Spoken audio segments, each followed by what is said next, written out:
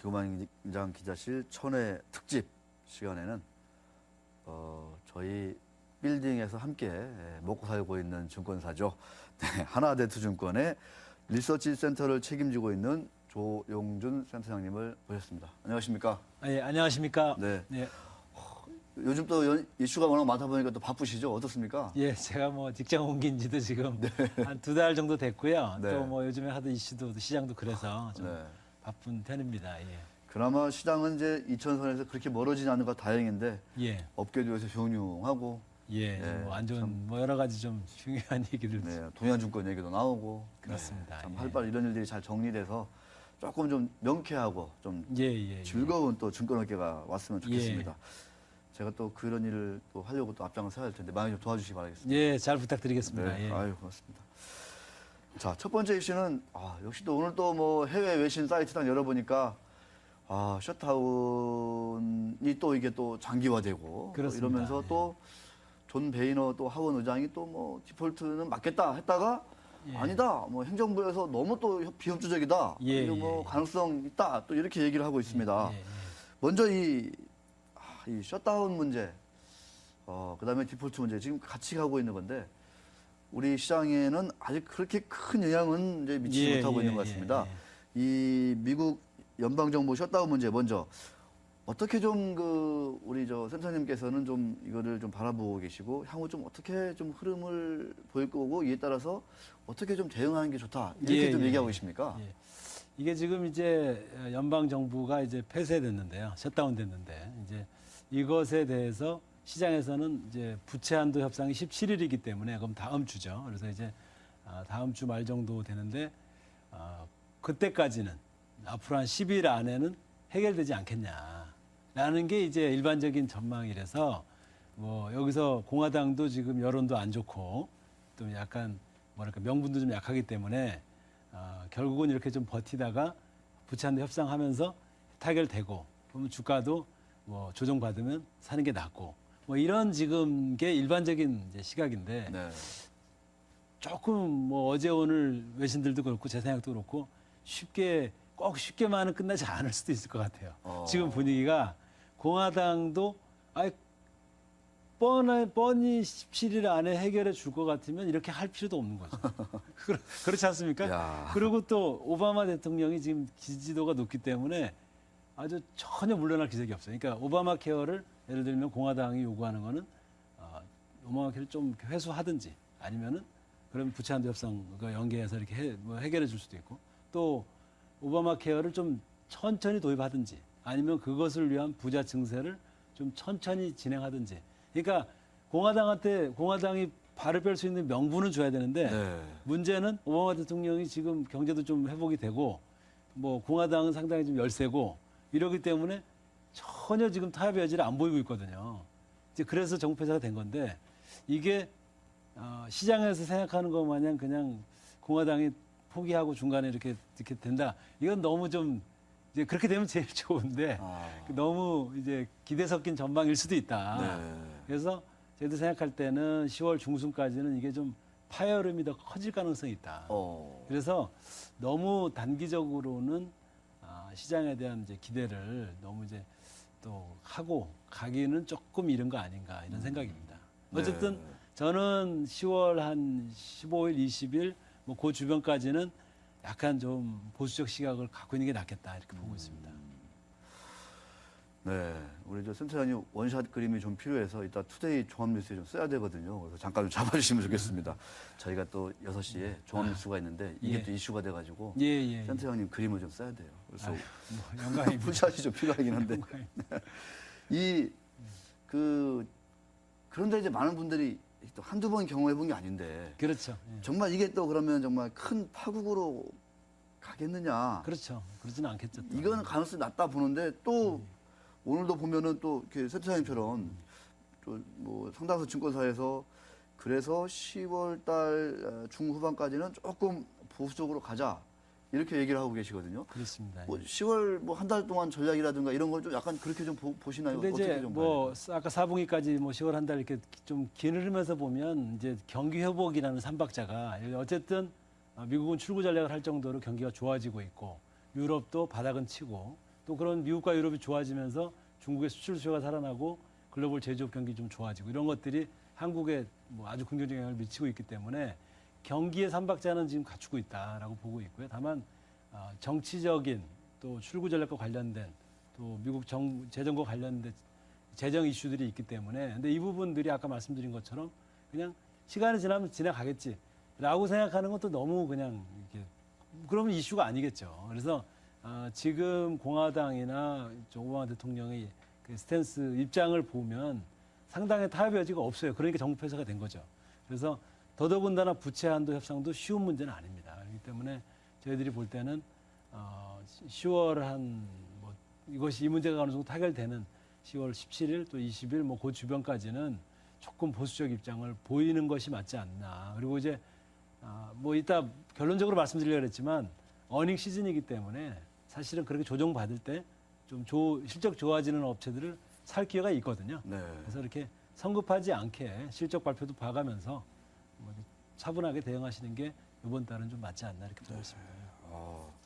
참 이게 사실은 뭐 해결될 거면은 굳이 이렇게까지 제게 정부 폐쇄하고 뭐 이럴 참 뭐 그거는 아니니까 그거를 어렵네요. 너무 쉽게 얘기하는 거는 그거는 좀 어떻게 보면 낙관론이 필요하죠. 근데 이제 그건 너무 또 단기적으로 너무 그럴 필요는 또 좀 과하다. 답은 뻔한데 서로 간에 그냥 뭐 쇼하고 있다 이렇게 보는 것도 너무 가볍다는 얘기죠. 사실 어떻게 보면. 그죠? 그렇겠죠. 왜냐하면 정치적 지지 기반이 다르기 때문에 이 사람들이 뭐 무조건 그냥 봐줘서는 절대 자기들 정치가 아니거든요. 그거는. 네. 우리 센터장님 특히 이제 중국 경제 이런데 또 많이 좀 고민도 많으시고 참 공부도 많이 하고 계실 텐데 중국 지표가 최근에 조금 바닥을 찍고 살아나는 거 아니냐. 그래서 다시 이제 또 GDP 성장 전망치 이런 것도 조금씩 올라가고 있거든요. 어떻게 그렇습니다. 보면. 예. 네. 어떻습니까? 조금 믿을 만한 건지 아니면 여기도 또 무슨 또 정치적인 또 이해관계에 따라서 잠깐 좀 이제 봄이 오는 듯한 느낌이 나는 건지 어떻게 좀 보세요? 그러니까 이제 이 중국 경제를 저는 이제 중국을 좀 공부하는 편이고 최근에도 중국을 좀 다녀오고 네. 있는데 중국 경제를 보실 때 서방의 시각으로 보면 계속 헷갈리는 거예요. 근데 중국 이제 리코노믹스라고 흔히 얘기하는데 리커창 정부의 경제 정책, 리코노믹스의 시각에서 그냥 보면 좀 편하게 볼 수 있다. 무슨 말씀이냐면 상반기에 리커창 총리는 우리 중국 경제 괜찮다. 7% 성장하는 게 좋다. 구조조정하는 게 우선이다. 계속 그 얘기를 했어요. 네. 그래서 계속 구조조정을 했는데 그것에 대해서 서방 세계에서는 경상률 간다. 네. 우려 엄청나게 많이 했죠. 8% 9% 성장하다가 7%대 초반까지 나오니까. 근데 리커창 총리 그냥 좋다. 지금 구조조정을 상반기에 한 상태에서 글로벌 수출 수요가 살아나니까 제조업 가동률이 올라가고 지표가 좋게 나옵니다. 구조조정 먼저 되고 있고 수출 수요 살아나고 당연히 좋아지고 있는데 이것에 대해서 또 서방 세계에서는 지나친 기대를 갖고 있어요.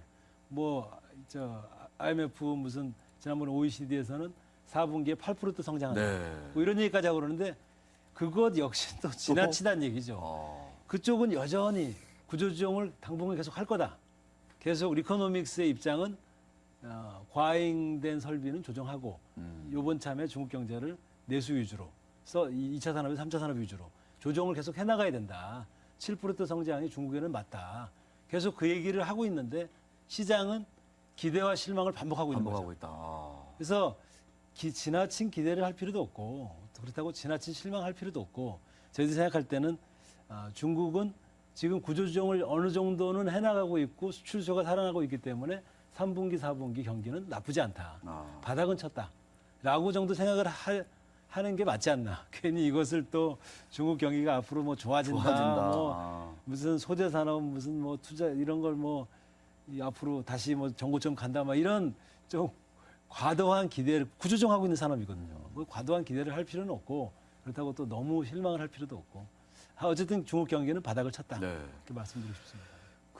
중국 경기 관련하면은 뭐 그동안에 이 소재 산업주가 이제 또 이제 중국 관련 업종이다. 뭐 이래가지고 참 많은 분들이 참 좋아도 했다가 또 막 주가 빠지면서 많이 또 고통도 많이 당하고 엄청나게 참 큰 사이클을 그렸던 업종 중에 하나인데요. 그렇습니다. 현 시점에서 그렇다면은 선장님 보시기에는 이들 중국 관련주라고 불리는 것들 대부분 다 이제 중후장대한 업종 섹터가 많고 예. 대형주도 많은데요. 예, 예.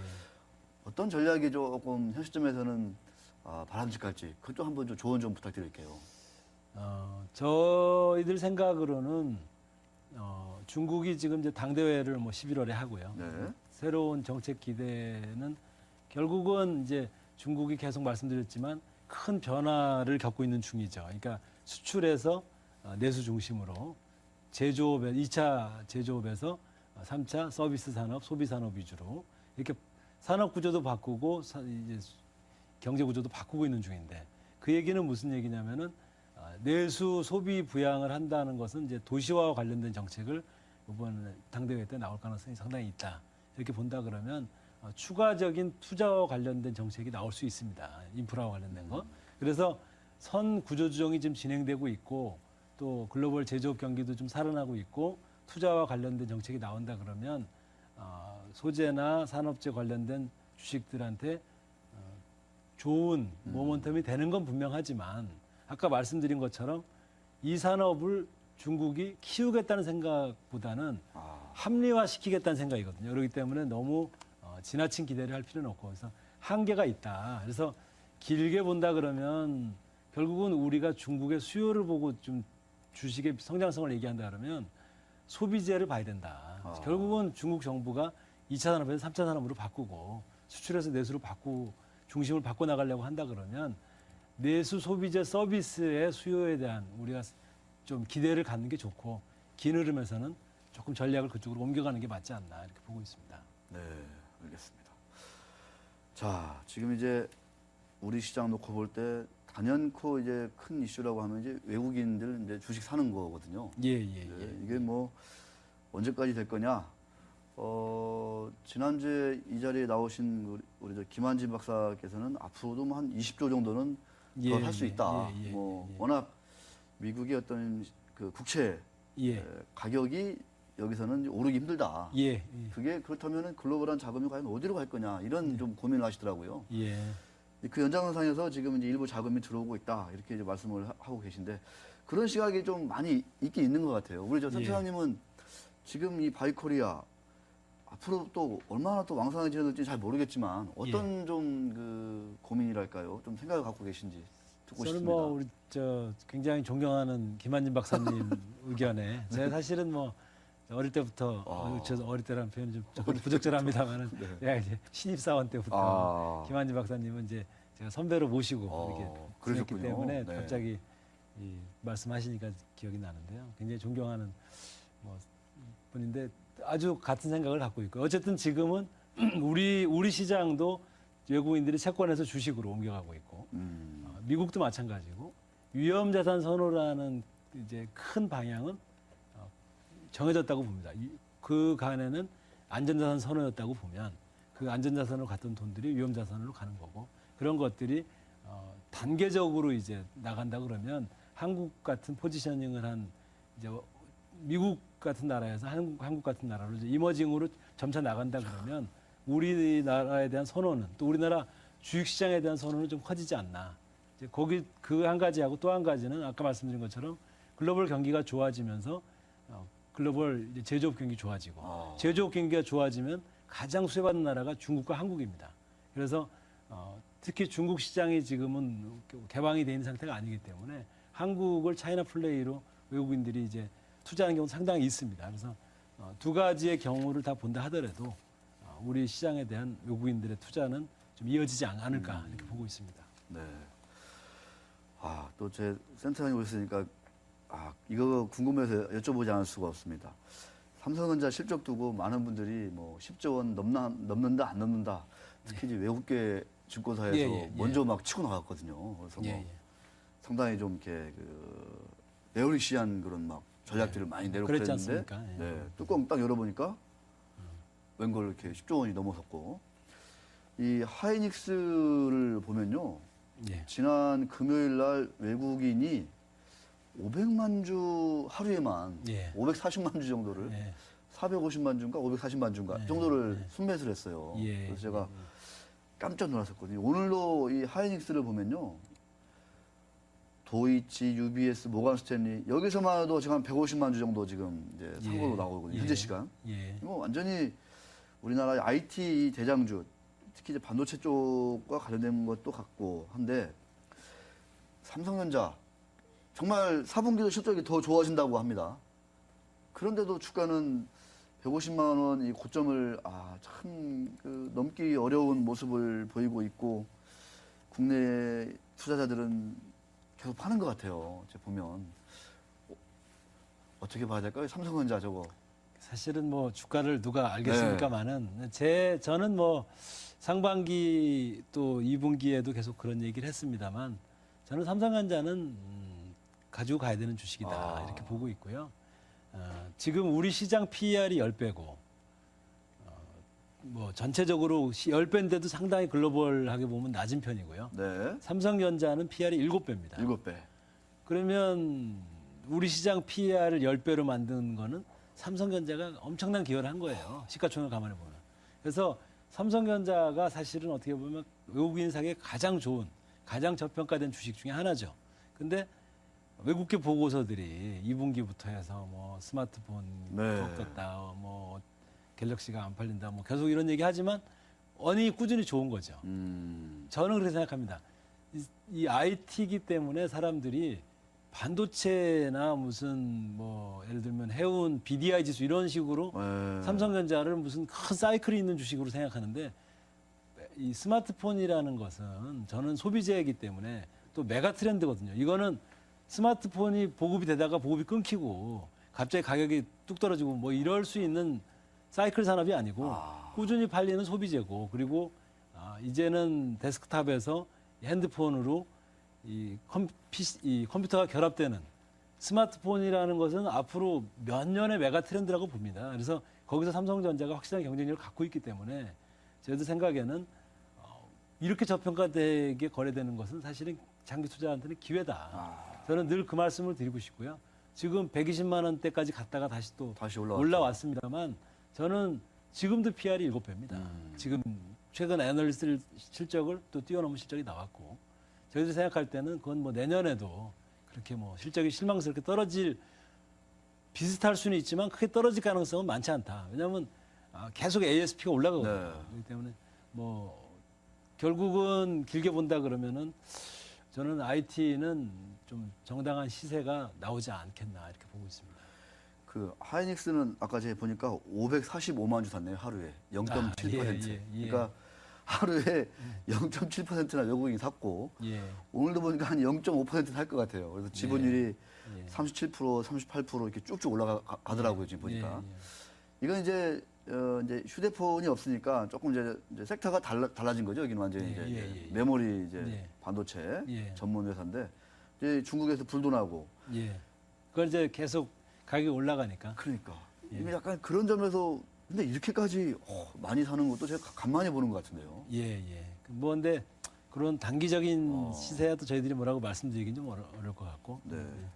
일반 투자가들 입장에서는 저 생각에는 삼성전자를 좀 장기 보유하시는 게 더 맞지 않을까. 사실은 그거는 이제 그렇게 사고 팔고 이렇게 하는 것은 기관 투자가들 몫이라고 봐요. 네. 시장 플레이어들이 할 수 있는 거지.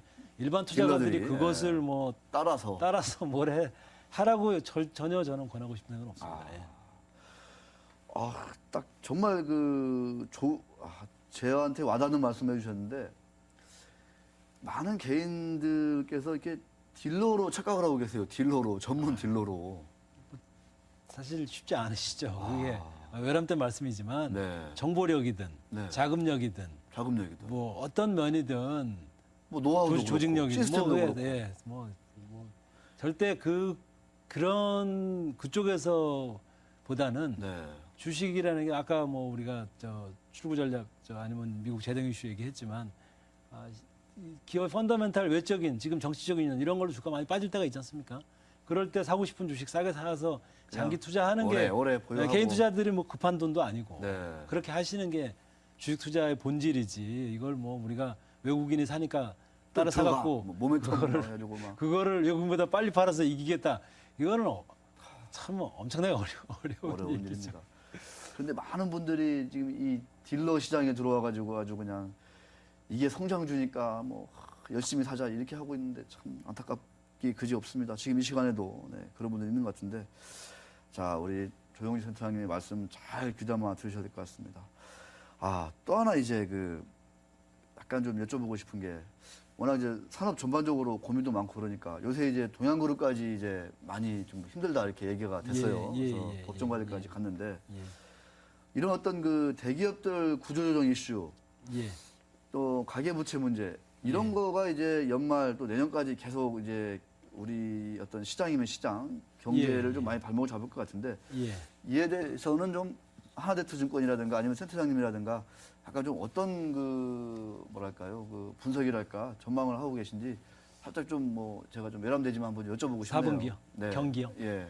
그래서 아까 말씀드린 것처럼 저희들은 경기와 관련해서는 사실은 경기가 나쁘지 않다. 그러니까 지금 나쁘지 않다는 게 아니라 지금은 안 좋지만 좋아지고 있고 있다. 앞으로 좋아질 가능성이 높다. 사실은 지금 몇 년째 저희들이 상저하고를 얘기했습니다. 상반기는 안 좋고 하반기는 좋아진다. 상반기 낮고 하반기 좋아진다. 그러나 몇 년째 틀렸죠. 계속 상고하저였어요.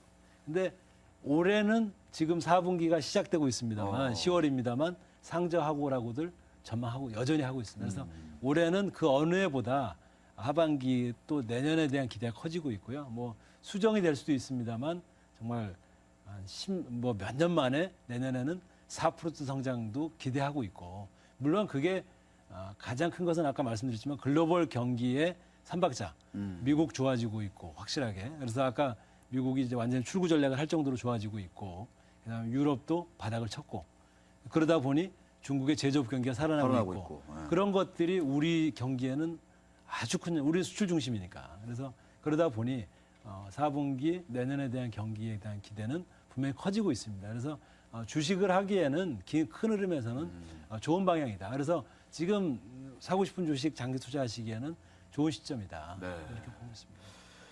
자, 그런 큰 그림 하에서 자, 끝으로 그 연말 또 연초 또 많은 또 기관 투자가 개인 투자가분들 또 올해 또 평가도 하시고 또 내년도 준비도 하고 해야 될 시기가 좀 오고 있습니다. 근데 배당 투자를 이제 얘기하는 리포트도 많이 나오고 있는데 우리 센터장님 보시기에 이제 우리 시청자분들 또 이 개인 투자자분들이 아까 말씀드린 대로 좀 이렇게 길게 가져갈 만한 그런 아까 삼성전자 말씀도 해주셨는데 그런 섹터라든가 그런 거 투자 아이디어, 컨셉 이런 게 있으면 좀 한번 좀 끝으로 좀 해주시죠. 저는 뭐 이렇게 그래서 지금은 아까 말씀드렸지만 시장 PR이 10배인데 우리나라 대표 우량주들 삼성전자 PR이 7배입니다. 7배. 현대차, 현대모비스 PR이 7배예요. 아, 글로벌하게 경쟁력 가장 좋은 회사들인데 그렇다고 현대모비스, 현대차 실적이 갑자기 안 좋아지냐? 그럴 가능성은 높지 않거든요. 왜냐하면 글로벌 경기 좋아지니까. 그렇게 본다 그러면 이런 업체들을 지금 우리 시장이 10배인 거는 이런 업체들이 7배고 다른 업체들이 14배란 얘기거든요. 네. 그래 지금 무리해서 종목을 찾으려고 하지 말고 우량주들에 대해서 이럴 때 저평가됐을 때 좀 장기 투자하고 그건 이제 은행주들도 비슷한 것 같고 은행주들도 굉장히 지금 PBR로 보면 낮기 때문에 네. 장기 투자한다면 그런 측면이 좋을 것 같고요. 또 4분기를 놓고 본다 그러면 이제 이번 10월이 어닝 시즌이기 때문에 어닝 시즌. 어닝이 좋아지는 업종들의 업체들을 좀 눈여겨 보셨으면 하고요. 제가 여기 나오기 전에 잠깐 이제 이 실적 좋아지는 업종들을 보니까 네. 제약, 철강 제약, 이런 철강. 업종도 좋고요. 아까 네. 말씀드린 것처럼 자동차 IT 이런 쪽 업종이 예상보다 실적이 나쁘지 않을 것 같습니다. 그래서 이런 쪽에서 조금 이제 뭐 실적이 좀 좋아지는 업체들 특히 이제 아까 말씀드린 것처럼 저희들은 10월 중순 전후까지 한번 조정이 한번 있을 것 같아요. 네. 그래서 조정이 좀 있다 그러면 이제 그럴 때를 좀 매수 기회로 활용하는 것이 좋지 않을까 이런 생각하고 있습니다. 네. 이제 저금리 시대니까 배당주 투자도 갈수록 당연히, 힘을 당연히 얻고 있는 뭐 거라고 그거는 보면 뭐 되겠죠. 저는 이제 그래서 아까 말씀드렸지만 시간이 지나갈수록 유리한 투자를 하는 것이 장기 투자의 기본인데 그것이 가장 좋은데 그러기 위해서는 메가 트렌드를 봐야 되거든요. 지금 메가 트렌드는 크게 두 가지라고 보고 있습니다. 네. 하나는 중국 소비, 아시아 소비, 중국 소비와 관련된 소비의 대장주들.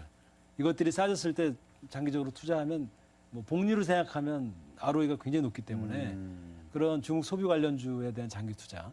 또 하나는 이미 우리나라 선진국으로 가고 있기 때문에 금리보다 높은 배당하는 업체들에 대한 장기 투자 이런 것들은 뭐 갖고 있을수록 좋은 거죠 사실은. 그래서 그런 부분들은 지금 우리가 주식 투자한다 그러면 항상 좀 생각하셨으면 하는 바람이 있습니다. 네, 메가 트렌드다 이미. 예, 그렇죠. 그렇게 보고 있습니다. 거부할 수 없는 큰 흐름이 되고 있다. 예. 중국 소비 관련주. 예, 또 하나는 고배당 관련주.